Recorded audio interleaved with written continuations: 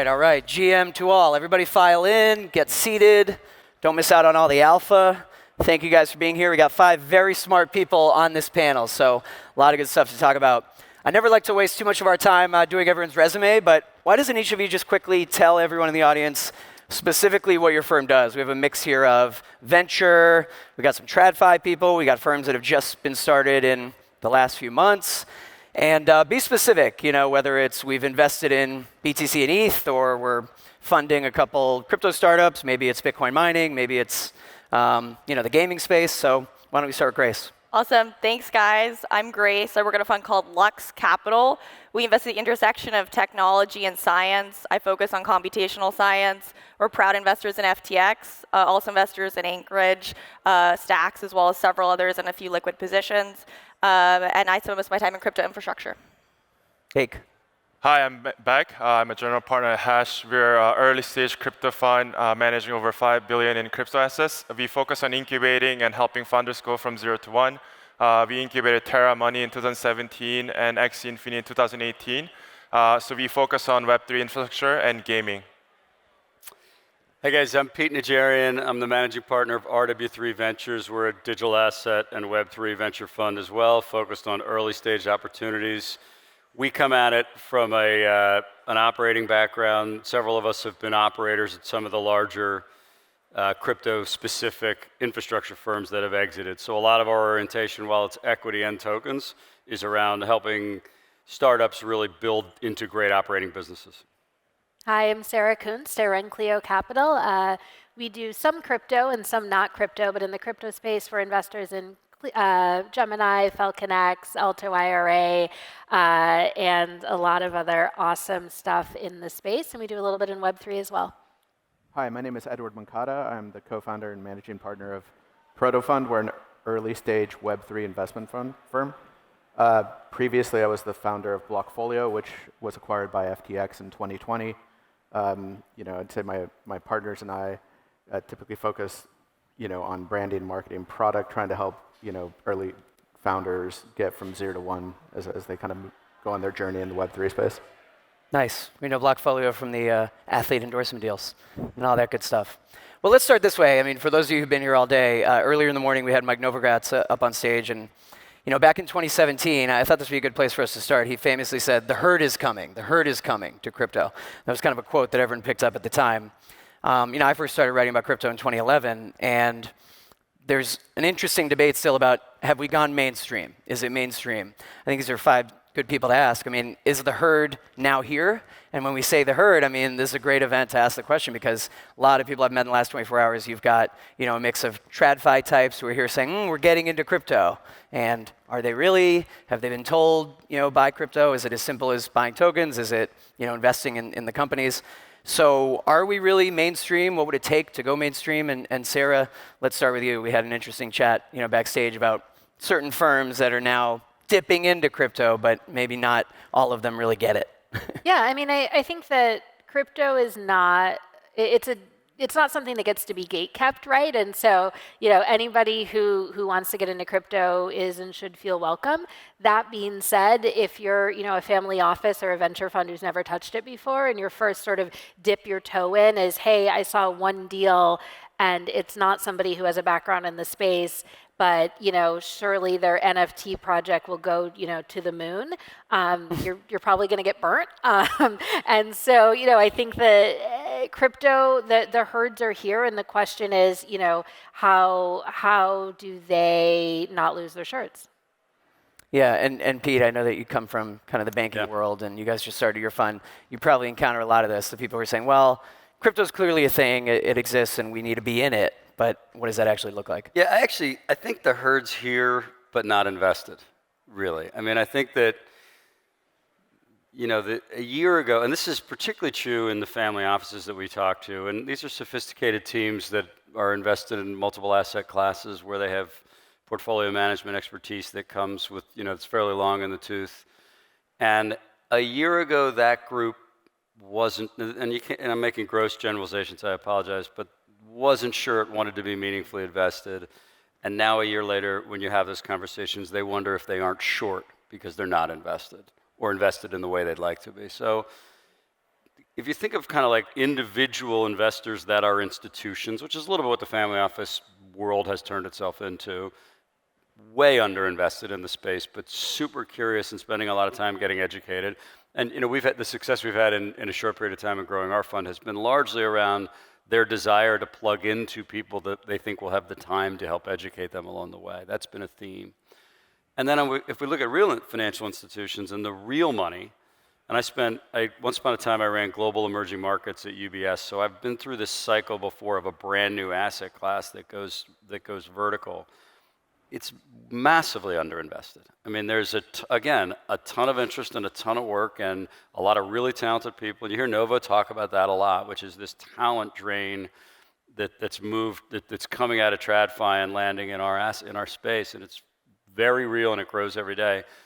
Way underinvested currently, in my opinion.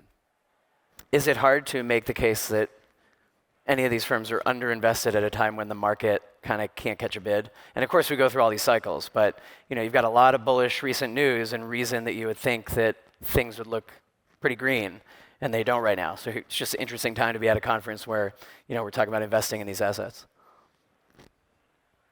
I mean, I'll take that. I think that we have to be careful. This asset class grew up at a time of massive expansion, monetary expansion. I mean, we came out of the financial crisis really in 2009, and it was just hammer down of liquidity for the last, 13 years. So maybe, and we're all wondering, what is this going to, as risk comes off or as liquidity gets drained, why can't this asset class catch a bid and disconnect itself, et cetera? But no one's asking the question, where would this asset class be if we hadn't had that level of monetary expansion and that level of liquidity pumped into the system in the first place? That might be the more interesting question right now, frankly. We've been talking about, the point of view of investment firms and institutions, which are definitely coming in. We can debate how much the herd is really here. But just briefly, let's talk about, the retail investor, the average person. And Edward, it's a good chance to go to you. I know, Grace, you're in FTX too. But, right now, an interesting thing happening. We're at this conference, FTX and Salt, and FTX, among many other exchanges, is making a big marketing push, right? They want to get the average person to buy in, and this is the place you should go to if you're ready to buy. Of course, FTX kind of built its name on a more sophisticated type of trading, but having built Blockfolio and sold to them, what do you see happening now when it comes to bringing in the normies? I still think, I don't know. Can you maybe rephrase the question a little bit? I'm still a bit confused with what you mean. Yeah, it's just the challenge of bringing in regular people who they've seen a lot about crypto, they're ready to maybe dip a toe in, and that's why I think a lot of them, the most they would do is just use a centralized exchange, right? Right. But then separately, there's institutions that are, having big bags. Maybe someone told them buy a bunch of Luna, whatever it is, and if it's really going to go mainstream, right, you need both parties to come in. So I'm just interested in that consumer-facing side of adoption. I mean, there's broad mainstream awareness, there's broad mainstream speculation, right? But I still think we're very early days in utilization of these protocols. And so I think that's going to be the next big challenge, transitioning, the retail, I guess, speculators into actually, participate in the ecosystem. I mean, I think that's what I'm seeing. I'd add to that. I think in addition to education and accessibility, the three main things for both retail and institutional is one, fraud and risk. People are just genuinely afraid of losing money potentially. Two, security, smart contract risk, another wormhole hack, et cetera. And then three, reliability. And that's more for the institutional side. But how do you get systems to run reliably at scale when MetaMask goes out, when Node as a service has no more than 2 nines of reliability? Well, and it can be very narrative-driven too, right? We're talking about the market right now, and I think a lot of people that have considered dipping in, they really just purely look at price from day to day. And so they see that for the last few weeks, there isn't much movement. What about on the regulation side, which is getting a lot of attention, I think rightly so right now, and there's a lot of contradictory things happening. Earlier this week, Fort Worth decided they're going to do Bitcoin mining, but on the other hand, you got New York State, which is trying to do a moratorium on Bitcoin mining. So I'd love all of you to give your take on whether this stuff throws cold water on bringing in institutional investment, venture funding. I mean, to these things about regulation, especially SEC, Gary Gensler, a lot of negativity there. Is that keeping people out of the space? I mean, I don't know if a city in Texas wanting to use more energy is groundbreaking in terms of regulation, right?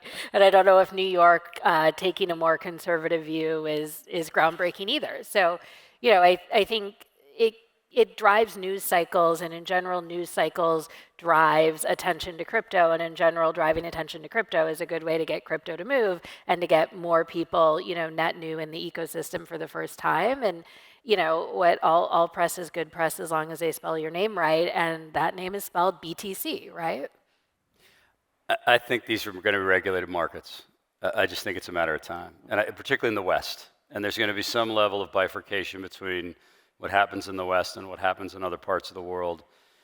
But if we imagine a world, and this is kind of separate from using the mining example, any adjustment that's going through an extreme adjustment with like power use, et cetera, is going to be clunky and difficult to get right immediately. But if we imagine a world where peer-to-peer trading of assets is here to stay, and I would imagine we all believe that that's a world we think only develops and grows over time, and that many more assets are going to be tokenized and tradable than have ever been in the past. We believe that in the West, that only happens in a regulated and taxable way. That can only fully unpack when the participants are fully KYCable and knowable and fully taxable. And because that's a core belief of ours, because we believe DeFi is here to stay, because we believe tokenization of a much more broad universe of assets is going to be a game changer for years. And because we have this regulatory view, for us it kind of can't happen fast enough, right? Like let's get through this cycle. It's going to take a while, and it's going to be clumsy. So let's get through that process to really get to a mature asset class. Baek, is that a contradiction from the whole original ethos of what crypto was supposed to be? I mean, it's just interesting to hear, Wall Street types say, oh, we're going to bring in, it's going to be a regulated market, KYC, AML, and then you have the crypto OGs, who the whole reason they got into it in the first place was they didn't want that. This was supposed to be something else. You've just defined us in two different camps. Yeah. 10 minutes in. Yeah. Okay. I mean, I think his point is fair, and I agree as a kind of asset class definition of this industry.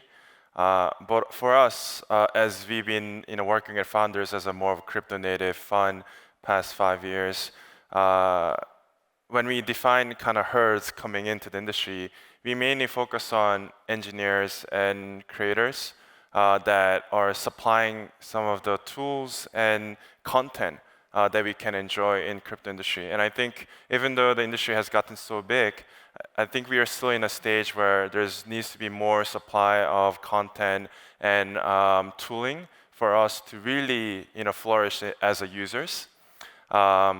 But I'm seeing a lot of very optimistic data points in that regard. For example, I've been helping personally a lot with the university blockchain clubs. My school, Carnegie Mellon, started blockchain club around 3 years ago with 10 people. It has now grown to the biggest club in the school, 250 people. And all the schools that I meet at like East Denver, in like San Francisco, they're all at range of like 200 to like 400 students. And what I like about them is that they're all building and they're actually thinking about becoming a founder. When I look back when I was in school, and I was a really enthusiastic venture guy in school, but I was still, I think, looking for validation and approval to be seen from VCs and like tech companies that I'm capable. But what I like about the people joining industry right now is that they're very passionate that they can add value today by defining a protocol and launching. Yes, some of them are really risky, not audited and everything, but I love that mentality and continuing to build. So I'm getting more data points in that regard. And additionally, not just students, but living in San Francisco, I just see so many inflow of talent coming from FANG and Web2 world, where the stock vesting is not as exciting as before. I myself was at Amazon previously, and I joined around like $300, and I saw a massive growth. So these companies would give offer based on projection of growth of stock. That doesn't work anymore, and all these new grads and engineers are unhappy about it. Same thing in Asia, China, like the tech stocks are going down like 10% every day. They're very mad and sad about what they work for, and they invested over 4 years, but it was nothing. And many of those talents are turning away into Web3. So I love, yeah, it's a sad thing, but I love that many different angles is pushing people and talents to come into crypto and supply the content and the tooling in the space that we need. Yeah, I know, Grace, that you're interested in talking about the tooling, especially. A lot gets made about Web3, and I still want to get into kind of how VC is different when it comes to Web3, but everyone's like Web3, and we're not really there yet. I mean, there's still a lot of projects that say we're a Web3 platform, and really they're kind of LARPing for now, and I think the UX has to get a lot better. I mean, something that was said earlier today on a panel that I say this all the time. Someone said, go tell your grandma to buy an NFT using MetaMask, and it's like log into MetaMask, convert ETH to wrapped ETH, buy it on the site. It's just not going to happen. Right, and to your point, right, a lot of these Web3 companies are not fully decentralized themselves, and so that's something to keep in mind. Going back to the earlier point around what does an institution need to actually get into Web3, you think about the three main problems, right? One, reliability. We need a much better developer infrastructure stack, the picks and shovels, monitoring, reliability, scaling, everything we basically had in the Web2 developer stack. Two is security. So how do you manage and monitor smart contract risk at scale? Most CEOs I talk to, the biggest risk and failure of their company would be in a terrible smart contract hack. And then that is kind of building out that financial infrastructure stack there in order to enable merchants to hold crypto with less of the risk. And then the third point being the fraud and risk, which pertains directly to number two, folks building the fraud and risk engines. Folks like TRM and Chainalysis were kind of early in the compliance and monitoring space. But in those three categories, reliability, security, and kind of fraud and risk, we are going to see tons of more companies, and they need to exist if you really believe hundreds of millions of users and institutions are actually going to put money in crypto. Are there enough companies and projects working on this, on the picks and shovels? There's a lot of early ones. I think we need way more. I mean, I think Chainalysis and TRM and folks like that have 10x potential in compliance alone. I think we're still early on the developer stack, but we're growing quickly. And security side, I've been searching for additional really exciting companies leveraging technology to smart contract auditing to do it more efficiently and at scale. How many people in the room have used MetaMask? Raise your hands. Yeah, pretty good. It's more than I expected. I still think there's something here in terms of, I want to pick at that a little more. I mean, there are kind of multiple, there's a lot of tribalism within crypto, right? So some of what's being talked about at this conference, we're talking about Web3, we're talking about improving the UX and using these tools and building better on-ramps. But a lot of it is purely investing based, right? It's family offices, it's people who are just buying and holding crypto on behalf of others. Are these in any way kind of, I mean, these can all coexist, but there's an interesting tension to me between kind of the origins of crypto as a space, peer-to-peer electronic cash system, which is not how it's being used, versus, the Ethereum and NFT and DeFi space, right? And it's almost becoming at the point where it's silly to call it all one industry. I mean, we're talking about different things. But is that something any of you watch, that kind of the contradictions there, and are those groups getting closer together or farther and farther apart? So we do exactly what you just said in terms of how we think about the market. We view, and I came to Bitcoin originally through the lens of emerging markets, and I believe in the store of value use case as still being, which was talked about at the layer one session today. Store of value to me in the early innings of this whole experiment is still the killer app, and will be for a little while. But you shouldn't pay us or anybody a fee to buy Bitcoin on your behalf, in our opinion, or even ETH in that matter, for that matter. Store of value just for Bitcoin? I'm sorry? Just for Bitcoin? I mean, we think that as technologies really advance, that demand pull is critical to making for use cases to really materially scale. And there's huge demand pull on about half the planet for stores of value that aren't in constant periods of devaluation. And in truth, for the first time in my lifetime, which is probably longer than many of you, we're going to now, the only way we're going to get out of the debt cycle in the US, again, it was mentioned this morning, it's right, you have to monetize the debt. You have to reflate the debt effectively and devalue over time. So store of value is now a thing everywhere. And that use case we think is baked, and we think it's critical and is the killer app in the early innings of this whole experiment. Separate from that,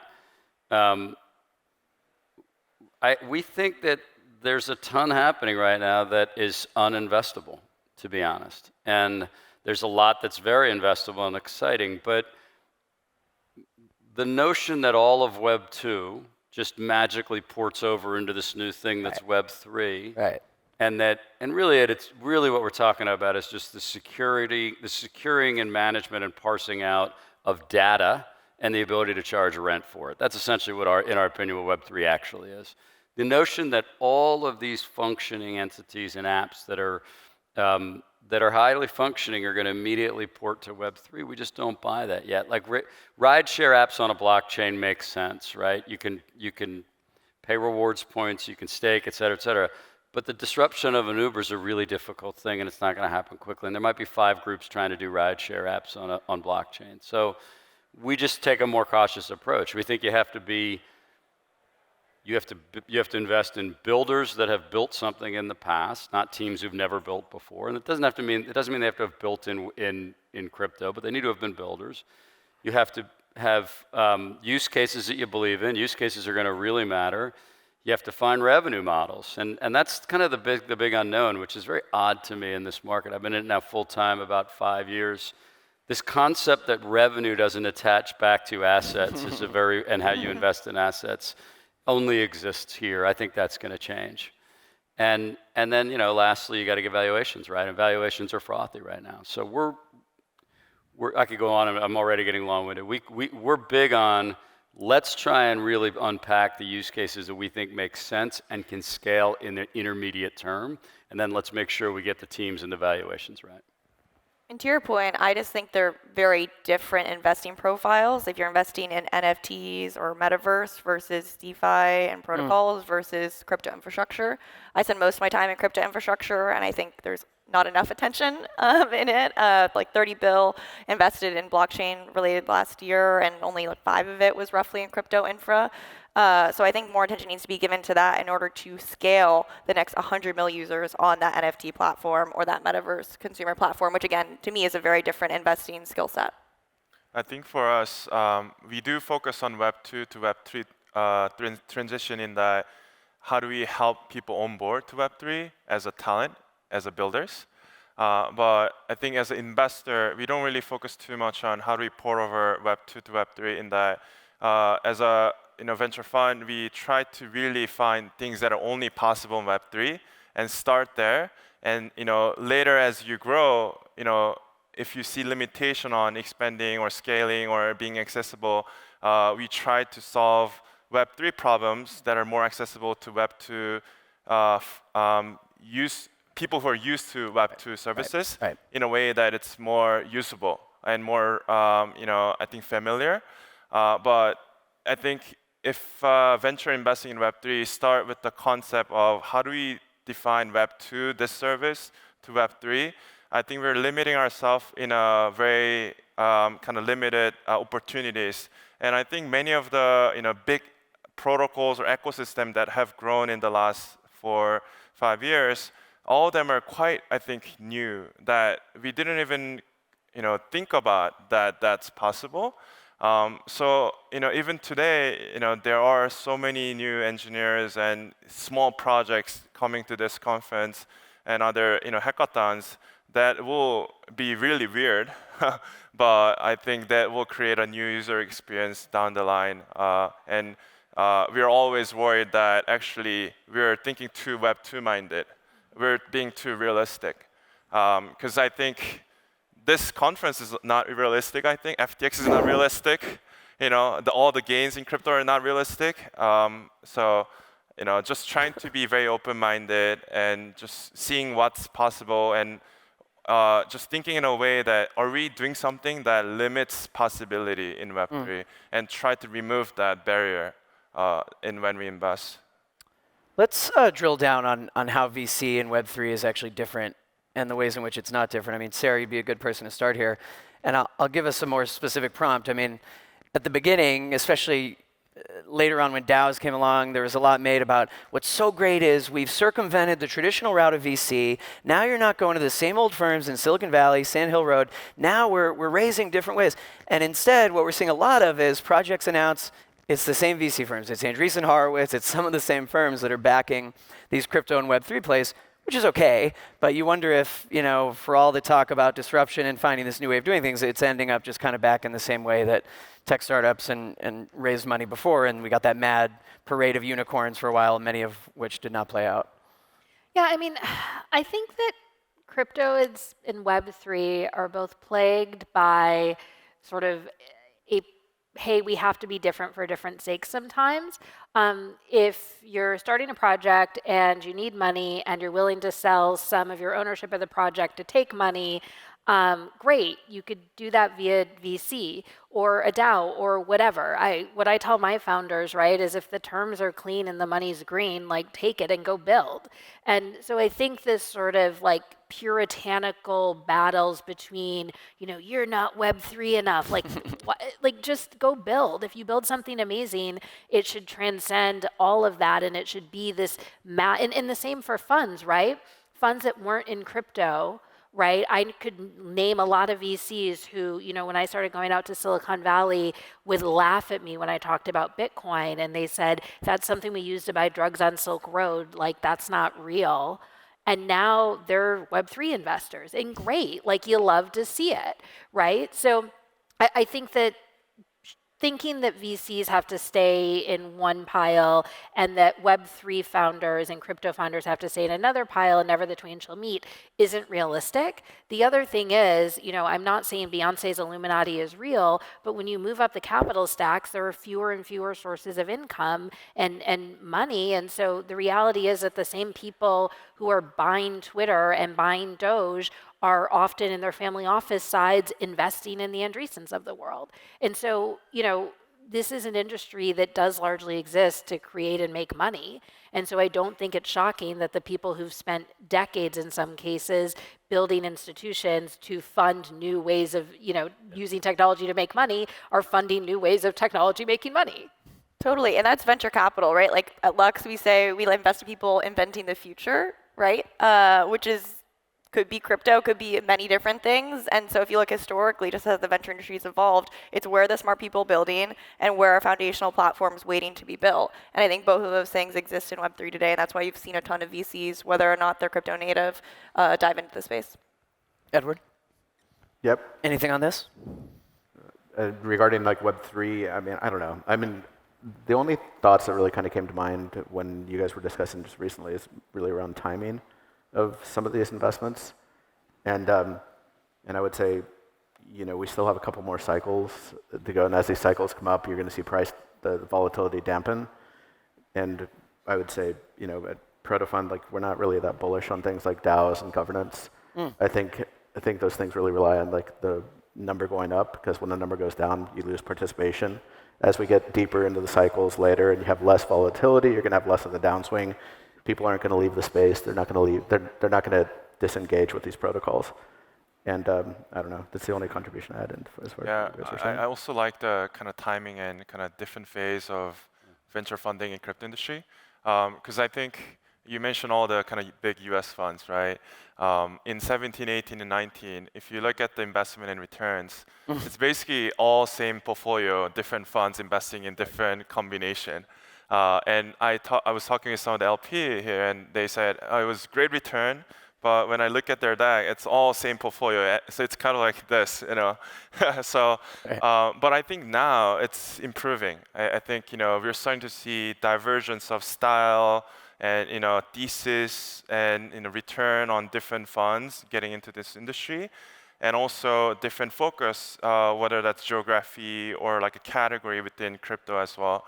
For us, we are very passionate about making different approach to investing and focusing on local markets and helping them grow globally. The reason for that is I think many of the crypto funds have been presenting that add value as being very smart. Was OG in crypto. We can help you with token model. We can help you get listed and all that. But I think we've grown so much as an industry that crypto actually touches on so many different things, as we talked about today, whether this is like macro or regulation or target demographic that you're trying to target, or emerging markets that you really need to understand the cultural aspect. So I think there's going to be a rise of new funds or existing funds catering towards helping founders with the knowledge of what it's like to build in Asia or India or emerging markets in Latam, that you're not just helpful in the crypto aspect, but you can actually help them with understanding of where they come from and what kind of users they're targeting. And for us, the first step was opening office in India for us in Bangalore. So we have 8 people physically based there. And the reason we did that was we've been investing in India past 4 years, but we didn't want to pretend that we know India, right? Like, we don't want to be a fund where we have one Indian guy who graduated Stanford, lived in US whole life, and covering India, right? Like, we want to actually be there locally and actually cover and help founders. And that's how we found all the founders in early stage for Terra in Korea, Axie Infinity in Ho Chi Minh. And we want to just continue to do that with more resources now that industry has grown so much. And I think that's a huge point. I think also the point about, you know, the 18, 19 vintage funds, and those were brave funds, right? I mean, what they were, the bets they were making look easy now in hindsight. They were brave funds, but the truth is, if you're in one of those funds, or in several of those funds, you likely have basically the same portfolio with different investment percentages. And it means that you were in 7 or 8 layer ones that went vertical. So again, not easy, but all winners, right? Now it gets harder. Now it's like 3-dimensional chess suddenly, right? Now it's, okay, we're slowly identifying as an ecosystem which are the layer ones that actually have legs that are going to compete with ETH in a meaningful way. Oh yeah, and by the way, there's meaningful build happening on multiple tech stacks at the same time. They're building use cases that you have to determine if you think are viable in a Web3 or a decentralized environment. And some are building them on a singular chain, some of them are building them in a multi-chain environment. There's the layer 1 versus layer 2 debate, which is, I think, going to go on for quite a while. There are bridges and interoperability between chains. This just got a whole lot harder, in my opinion. So it's not to say that the easy money's been made. It's not to say that that was easy money. But I do believe that you're going to, and that was your point, and a good one. Don't be surprised that huge entities that are professional investors, and that's all they've ever done is built big venture machines, look at this asset class and say, oh, now it really got harder, now we're all in because we think we can differentiate with all the tools we bring to bear. Yeah, and you can look at that as a positive or a negative. Let's bring it back to, you know, what we started talking about in the, I guess, the title of our panel here. You know, we're talking about multiple different forms of investing in crypto, right? We're talking about traditional family offices that just say to someone, buy us some Bitcoin and ETH. We don't want to go on Coinbase and buy it. These are the people who supposedly, if they were just be a Bitcoin spot ETF approved, everything would be off to the races. We're talking about venture and backing some of these companies. But to hear you guys tell it, you know, it's okay about the regulatory concerns. That's not going to keep people out. The picks and shovels are going to make the experience better. Yes, the UX needs improvement, but that's not going to keep people out.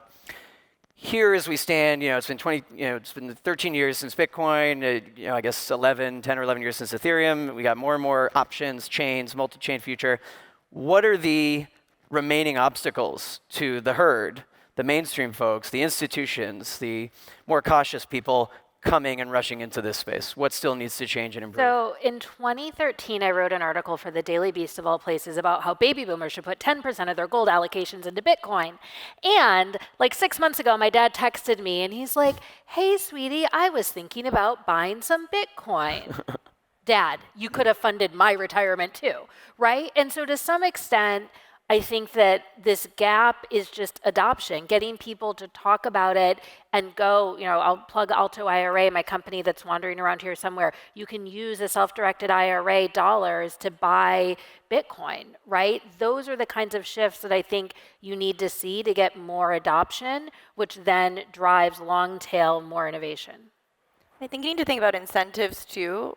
We talk a little bit about Lux, crypto and incentive engineering, right? What are the incentive structures needed to get more people into crypto?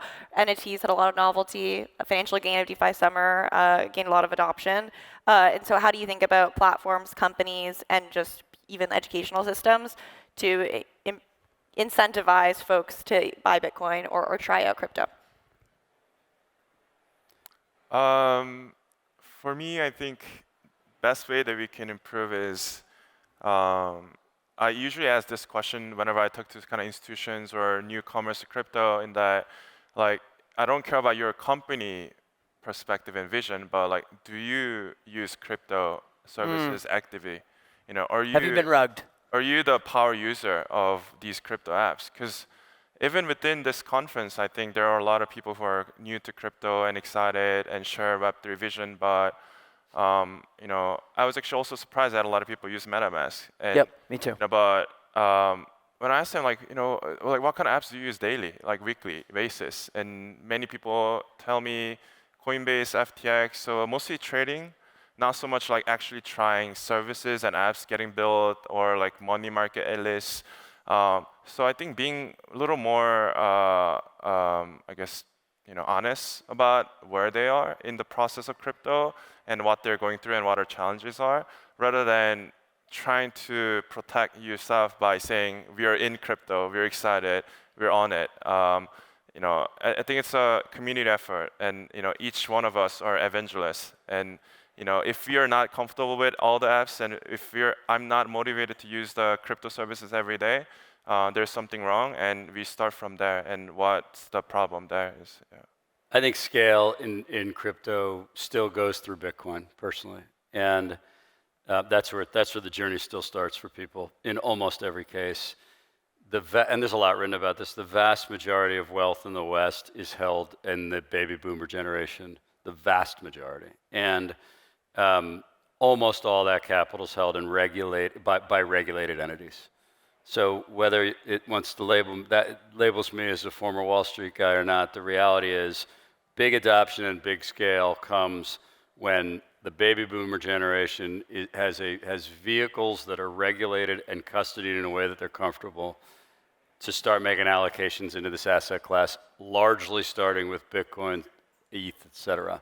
Then from there, while all this great work is happening, and and we love it too, while all that great development and all those great engineers are building out Web3, you've got, you know, the parallel thing happening in which real capital's coming in a much bigger way. So what we're hearing from, you know, in terms of advice for everyone who wants to get in, try out the tech, and adoption is only going to get bigger from here. The herd may not all be here, but they're almost all here, right? Can we give these 5 a big hand? Thank you, guys. Great stuff. Thank you.